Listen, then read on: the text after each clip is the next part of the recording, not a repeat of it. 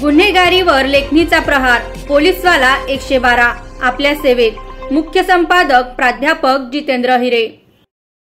नवीन नागपूर मुंबई महामार्गाच्या उपरस्त्यात पावसाचे पाणी साचल्याने शेतकऱ्यांसह वाहन चालकांचे हाल।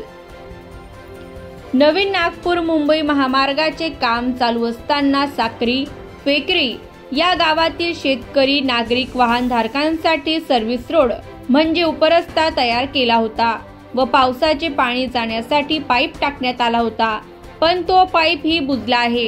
साक्री रोड हा काँक्रिटीकरण होत असून पावसाच्या पाण्याचा योग्य निचरा न केल्याने ते पाणी उपरस्त्यात साचत आहे।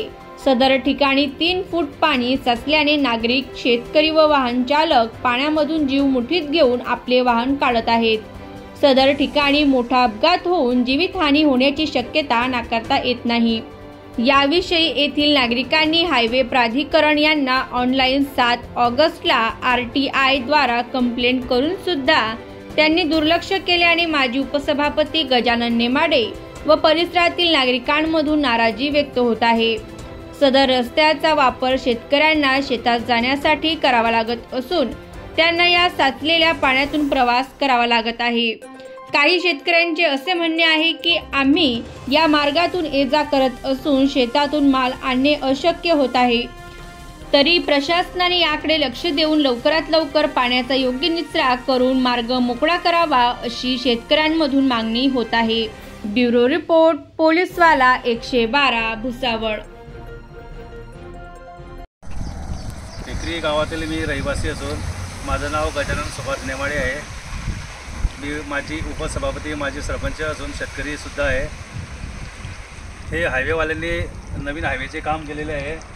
हायवेचे काम केले असताना मागे पूर्वी इथून पाणी जाण्याचा मोठा पाईप होता, परंतु आता नवीन काम केल्यानंतर त्यांनी तो पाईप बुजून टाकला आहे।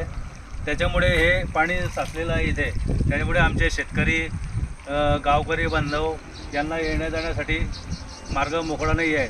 त्यामुळे इथे भरपूर ॲक्सिडेंट होण्याची शक्यता आहे पुढे।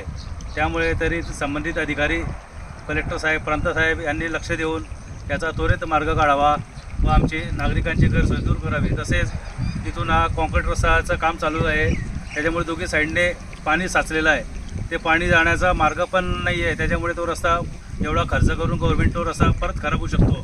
त्याच्यामुळे त्वरित ते पाणीचा निचरा करावा व रस्त्यावर चांगला टिकावा ही आमची शेतकऱ्यांची मागणी आहे। तरी प्रशासनाने याबाबत त्वरित अधिकाऱ्याशी हे करून संबंधित अधिकाऱ्याशी करून आमच्या समस्या सोडवावी ही विनंती।